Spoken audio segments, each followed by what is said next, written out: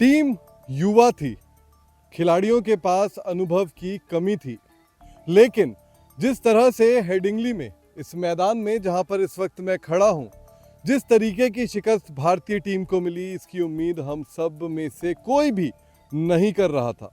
जी हाँ, यहाँ के ग्राउंड स्टाफ से मैंने बात की। इस वक्त वो मुकाबला भी खेल रहे हैं, फन मैच जो है वो चल रहा है, लेकिन अगर बात करें तो इस पिच पर जो कुछ हुआ, इस मैदान पर जो कुछ हुआ, वो काफ़ी ज़्यादा जो है चिंता में डालने वाला है। चिंता में डालने वाला इसलिए है क्योंकि आपकी टीम में एक नहीं, दो नहीं, तीन नहीं, 5 इंडिविजुअल सेंचुरीज हुई, लेकिन वो शतक किस काम के, जिस शतक की बदौलत आपकी टीम ना जीत पाए। ऐसा लगा कि हमारे जो गेंदबाज हैं वो चारों खाने चित हो गए। इंग्लैंड के बैटर्स ने उनको आउटप्ले किया। पहली पारी में अगर पहली पारी में मैं बात करूं तो गेंदबाजी काफ़ी ख़राब रही भारतीय टीम की, और दूसरी पारी में भी इंडियन टीम की बॉलिंग काफ़ी ख़राब थी, जिसकी वजह से ये शिकस्त मिली। बल्लेबाजों ने तो अपना काम किया, हाँ, पुछल्ले बल्लेबाजों ने अपना काम जो है वो पूरी तरीके से नहीं कर पाए, चाहे वो पहली पारी हो या दूसरी पारी। लेकिन टीम की कमियों को जिस तरीके से ढका जा रहा है उस पर भी सवाल उठने लाजमी है।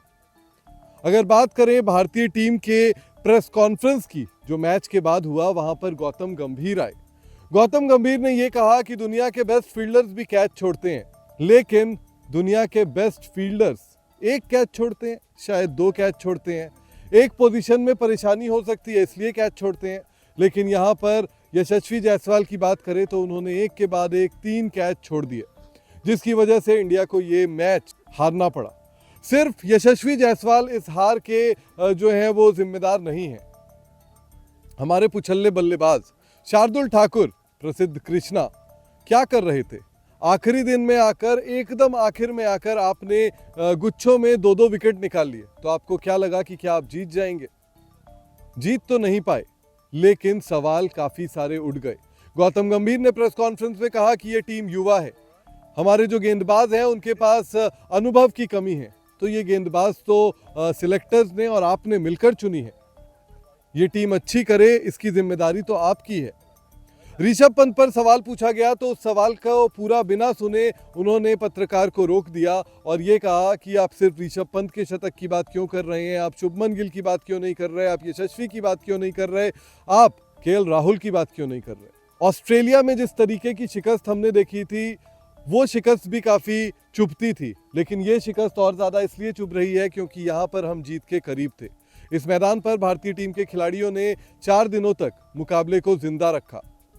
5वें दिन ऐसा लगा आखिरी सेशन तक भी चमत्कार हो सकता है, लेकिन आज जब 350 रन इंग्लैंड को बनाने थे, उस वक्त आपके मुफीद कंडीशंस थी। यहाँ पर जो आप पीछे ये बादल देख रहे हैं, ये बादल सबसे ज़्यादा थे। कंडीशंस गेंदबाजों के लिए मुफीद थी, लेकिन इसके बावजूद उन्होंने खराब गेंदबाजी की। एक जसप्रीत बुमराह, अगर उनका दिन ऑफ जाए तो हमारी टीम कुछ ना कर पाए। मोहम्मद सिराज सिर्फ एग्रेशन दिखाते रह गए। यशस्वी जायसवाल ने कैच छोड़ने के बाद उस एंड पर जब ढोल बज रहे थे तो वहां भंगड़ा करना शुरू कर दिया।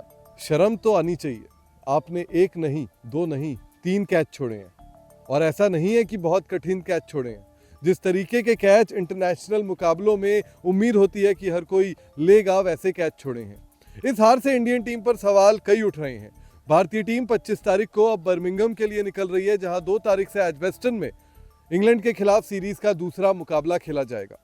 लेकिन अब इस मुकाबले में भारतीय टीम किस तरीके की प्लेइंग 11 के साथ आती है, ये देखना होगा।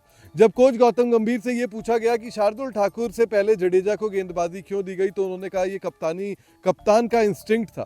क्लियर है कि कप्तान आपके युवा है, अगर उनका इंस्टिंक्ट हुआ तो आप 1 ओवर 2 ओवर दे सकते हैं। पहली पारी में शार्दुल ठाकुर 40वें ओवर में गेंदबाजी करने आए।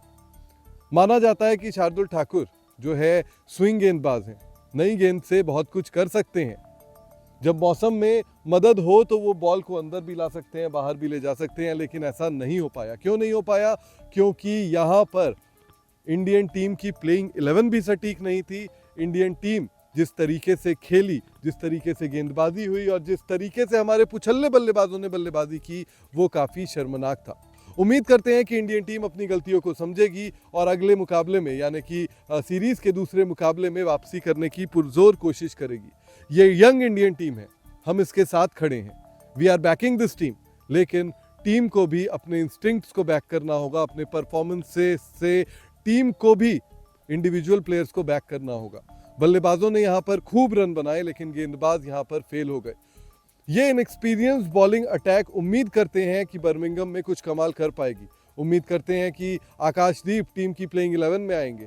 उम्मीद ये करते हैं कि अगर जसप्रीत बुमराह नहीं रहते हैं तो सिराज, जो सबसे अनुभवी गेंदबाज बुमराह के बाद है, वो थोड़ा सा जो है अपनी जिम्मेदारी को समझेंगे और इंग्लैंड में इंडियन टीम की वापसी करवाने में मदद जरूर करेंगे।